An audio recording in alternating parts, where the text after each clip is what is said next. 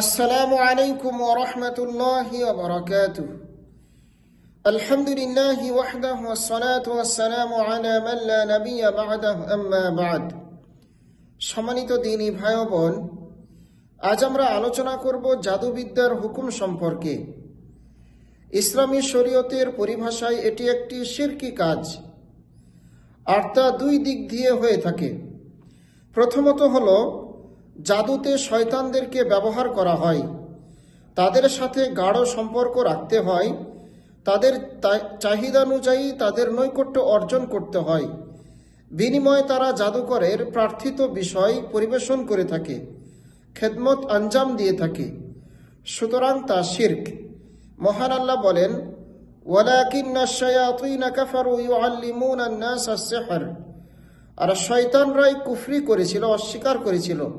তারা মানুষদেরকে জাদুবিদ্যা শিক্ষা দিত। দ্বিতীয় দিক হলো, জাদুতে ইলমে গায়েবের দাবি করা হয়, যেটি শুধুমাত্র আল্লাহর ক্ষেত্রে প্রযোজ্য। অদৃশ্যের খবর, ভবিষ্যতের খবর শুধুমাত্র আল্লাহ তাআলা জানেন। জাদুর মাধ্যমে এটি জানার দাবি করা হয়ে থাকে, যা আল্লাহর সাথে শিরকের অন্তর্ভুক্ত। আর এটা হলো কুফরি ও স্পষ্টত ভ্রষ্টতা। মহান আল্লাহ বলেন, ওয়ালাকাদ আলিমু লামান ইশতারাহু মা লাহু ফিল আখিরাতি মিন খালাক। তারা অবশ্যই অবগত আছে যে ব্যক্তি তা ক্রয় করে নিয়েছে, পরকালে তার কোনো অংশ নেই, অর্থাৎ জাদুবিদ্যা যে গ্রহণ করেছে।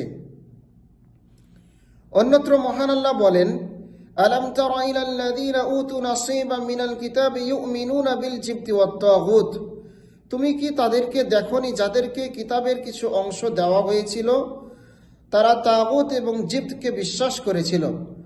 ওমর রাদিয়াল্লাহু তাআলা বলছেন যে তাগুত হলো শয়তান এবং জিবত হলো জাদুকর।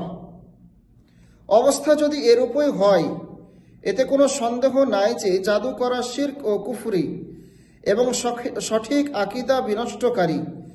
যারা জাদু করে তাদেরকে হত্যা করা ওয়াজিব।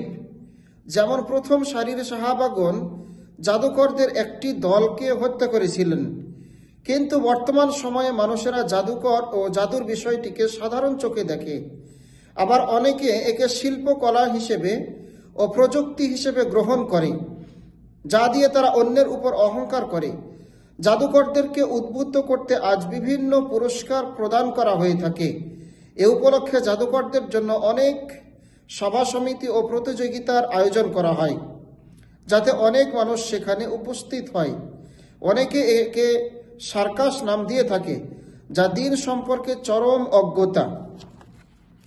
আমরা দেখব আল্লাহ রাসূল সাল্লাল্লাহু আলাইহি সাল্লাম আরো বলেন, জাবির রাদিয়াল্লাহু তাআলা থেকে, আত-তাওয়াগীতু কুহানুন কানা ইয়ানজিলু আলাইহিমুশ শাইতানু ফি কুল্লি হাইয়িন ওয়াহিদ। তাগুত হচ্ছে গণক, যা তাদের উপর শয়তান অবতীর্ণ হতো প্রত্যেক গোত্রের একজন গোত্রপতির উপর, বা গণক নির্ধারণ ছিল তাদের উপরে আসতো। আবু হুরায়রা রাদিয়াল্লাহু তাআলা থেকে বর্ণিত, রাসূল সাল্লাল্লাহু আলাইহি ওয়াসাল্লাম বলেন, ইসতানিবুস সাবআল মুবিকাত। ক্বালু ইয়া রাসূলুল্লাহি ওয়া মা হুন্না? ক্বালা আশ-শিরকু বিল্লাহি ওয়াস-সিহর। তোমরা 7টি ধ্বংসাত্মক বস্তু থেকে বেঁচে থাকো। তারা জিজ্ঞেস করলেন, কোন 7টি? রাসূল সাল্লাল্লাহু আলাইহি ওয়াসাল্লাম বললেন, 1 নম্বর হচ্ছে আল্লাহর সাথে শিরক করা, দ্বিতীয়ত হচ্ছে জাদু করা, অর্থাৎ দুটোই এর মধ্যে অন্তর্ভুক্ত। জাদুকরের হুকুম কি, তার শাস্তি কি? রাসূল সাল্লাল্লাহু আলাইহি ওয়াসাল্লাম বলছেন, হাদ্দুস সাহিরি দারবাতুন বিস-সাইফ। জাদুকরের শাস্তি হলো তরবারি দিয়ে তার গর্দান উড়িয়ে দিতে হবে। সহিহ বুখারীতে বাজালা বিন আবাদা রাদিয়াল্লাহু তাআলা থেকে বর্ণিত আছে, ওমর রাদিয়াল্লাহু তাআলা মুসলিম গভর্নরদের কাছে পাঠানো নির্দেশনামায় লিখেছিলেন, আনি কতুলু কুল্লা সাহিরিন ওয়া সাহিরা। ক্বালা ফাকাতালনা সালাসা সাওয়াহির। তোমরা প্রত্যেক জাদুকর পুরুষ ও জাদুকর নারীকে হত্যা করবে। তারা বললেন, বাজালা বললেন যে এই নির্দেশের পর আমরা 3 জন জাদুকর মহিলাকে হত্যা করেছি। হাফসা রাদিয়াল্লাহু তাআলা থেকে বর্ণিত সেই হাদিসে এসেছে, আন্নাহা আমারাত বিকতলি জারিয়াতিন লাহা সাহারাতহা ফাকুতিলাত। তার দাসী তাকে জাদু করেছিল এবং তিনি আদেশ দিয়েছিলেন তাকে যেন হত্যা করা হয়, এবং তাকে হত্যা করা হয়েছিল। সুতরাং আসুন, এই জাদুবিদ্যা এটি ঈমান বিধ্বংসী বিদ্যা, আল্লাহর সাথে শিরক সমতুল্য। এজন্য আমরা এটি পরিহার করি। আল্লাহ আমাদেরকে তৌফিক দান করুন। সাল্লাল্লাহু ওয়াসাল্লামা আলা নবিয়িনা মুহাম্মদ ওয়া আলা আলিহি ওয়া সাহবিহি আজমাইন। আসসালামু আলাইকুম ওয়া রাহমাতুল্লাহি ওয়া বারাকাতুহু।